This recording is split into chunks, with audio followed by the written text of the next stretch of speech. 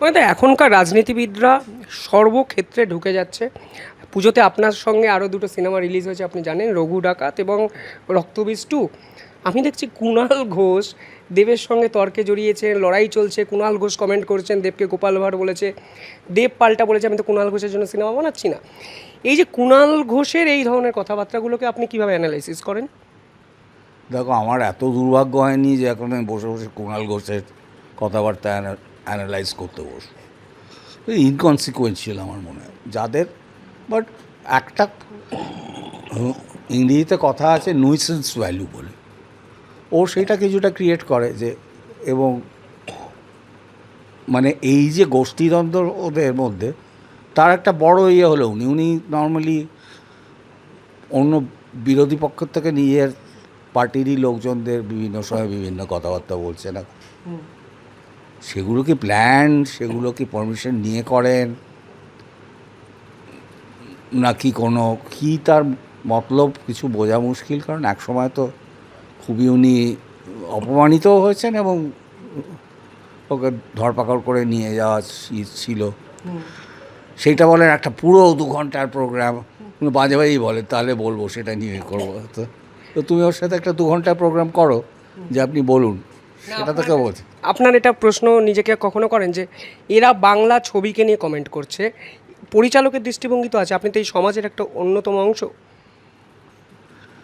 না দেখো, এইভাবে আর তো আমরা বলে দিতে পারবো না সে আমাদের ছবি নিয়ে করতে হলে তাকে ছবি বানিয়ে আসতে হবে, বা তার ব্যাপারে যথেষ্ট বেশি পড়াশোনা করে। সবারই এখন আর এই ধরনের সোশ্যাল মিডিয়ার যুগে যে যেখানে যা ইচ্ছে সম্বন্ধে বলতে পারে। মানে আমি যদি রকেট সায়েন্স নিয়ে কথা বলি বা বুলিয়ান আলজেব্রার বিশারদ হিসেবে নিজেকে, তারপরে তো দর্শকদের ওপর যে কোনটা গ্রহণ করছে আর কোনটা করছে না, তো এই ধরনের আর কিছু কিছু লোক রয়েছে যারা যেটা বললাম মিসেস ভ্যালু, একটু আজব চরিত্র আর কি। তাদের আবার একটা অন্যরকম ভ্যালিউ বলবো না, একটা ইয়ে থাকে যে এই কী বলছে আবার লোকটা দেখ। আপনার মনে হয় এখনকার রাজনীতিবিদদের মধ্যে বুদ্ধিমত্তা, বাগ্মিতা, এটা কি আপনি খুঁজে পান? ওই ক্ষুরোধার একটা মস্তিষ্কের কথা বলছিলেন আগেকার রাজনীতিবিদদের, যেটা অনেক বেশি ছিল।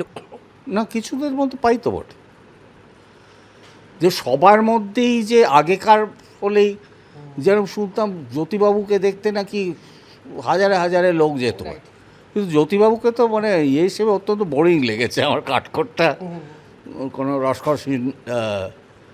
তার মধ্যে এত কী এর মধ্যে, তো তার নিশ্চয়ই বক্তব্য বা তার একটা অরা ছিল।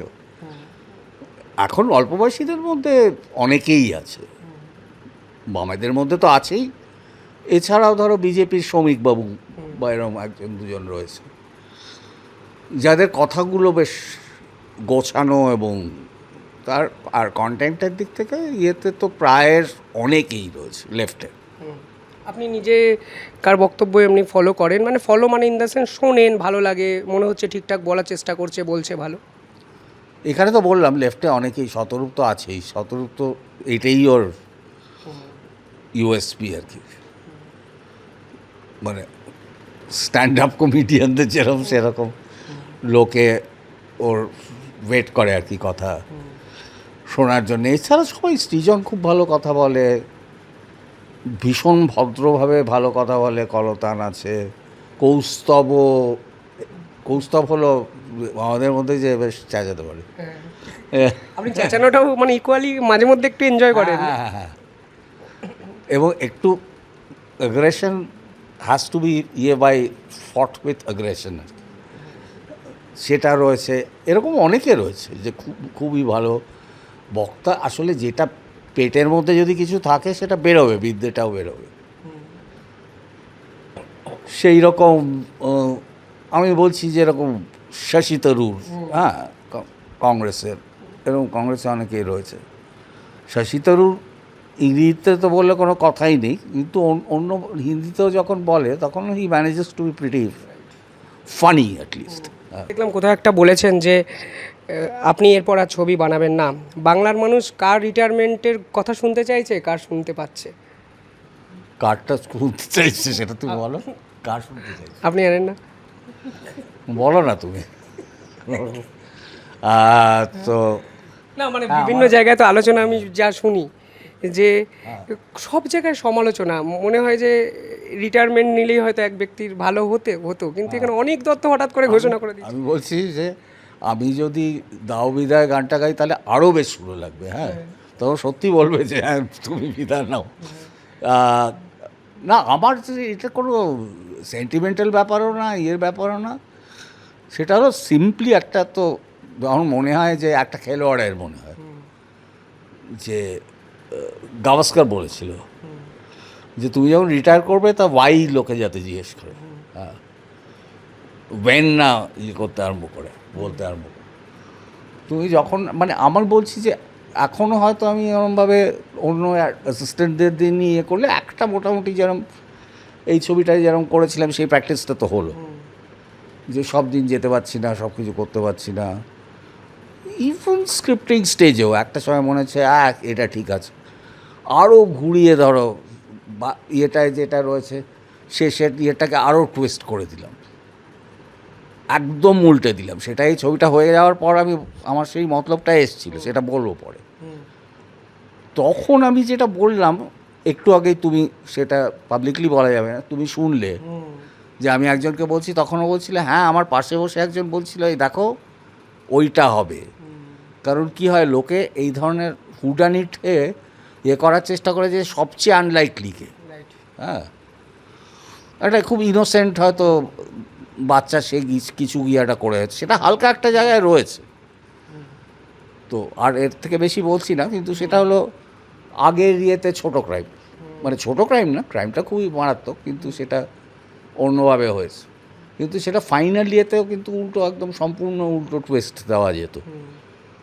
তো তখন কিন্তু আমার মনে হয়েছে যে না, যেটা আছে ঠিক আছে, এর বেশি আমি করে উঠতে পারছি না। যেটা আমি ইয়েতেও মানে অন দ্য স্পট কিছু ডিসিশনস নিই বা এনশোর করি এইভাবে বলা হোক বা বলতে ঠিক লাগছে না, সেক্ষেত্রে কিছু ভুলভ্রান্তি হয়েছে, সেটা তো সম্ভব না সবাই, সেগুলো আমি ফেলে দিয়েছি। আবার কিছু ক্ষেত্রে হয়তো আমার থেকে বেটার ওরা করেছে। সুতরাং আমার মনে হয় যে কাজ করলেও আমি পুরোপুরি একদম ওই প্যান্ট গুটিয়ে নেমে যেটা, কারণ it's a very physical exercise. তোমরা সেটা জানো হয়তো, বা কোনো শুটিং দেখলেই দেখতে পারবে যে এটা যথেষ্ট একটা পরিশ্রমের কষ্টসাধ্য ব্যাপার। সেরিব্রাল ব্যাপারটা থাকে পেছনে, কিন্তু তার সাথে সাথে ওইটাকে ইনশিওর করতে করতে সেই পেশেন্স যে হচ্ছে না করে যাও, এবং তার মধ্যে একটা টেনশন, চেঁচামেচি ইত্যাদি, বা এমনি টেনশন, চাপা টেনশন সব জায়গায় থাকে। তো সেই জন্য আমার মনে হচ্ছিল যে এবার বোধহয় definitely I have already স্লোড down. আপনার ছবি এবার নন্দনে দেখানো হবে, নৈতিক জয় নাকি এটা অনেক দত্তের? না, এত সহজে অত নৈতিক অনৈতিক হয়, মানে এইটা যদি দেখানো হয়, প্রথমত একটা ছোটো হলে দিয়েছি, সেটা নাকি ফিল আপও হয়ে গেছে শনি রোববার। তো তাহলে অপরাজিত নয় কেন? মানে অনেক বেশি কারণ ছিল অপরাজিত দেখানো, এবং ওটায় প্রচণ্ড প্রেশার ছিল দর্শকদের থেকে আমার প্রতি এসছে, তার মানে ওখানেও নিশ্চয়ই এসছে, কিন্তু গণ আন্দোলন হয়ে ওঠেনি আর কি, যেটা ভবিষ্যতের ভূতের সময় কিছুটা হয়েছিল, রাস্তায় নেমেছিল লোকজন।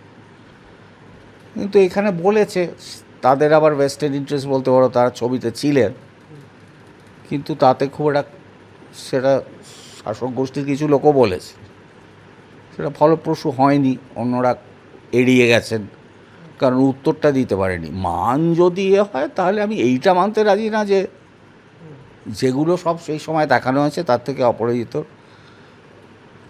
যাই হোক, সেটা আমার পক্ষে মানে শোভা পায় না, আমার নিজে বলতেও চাই না।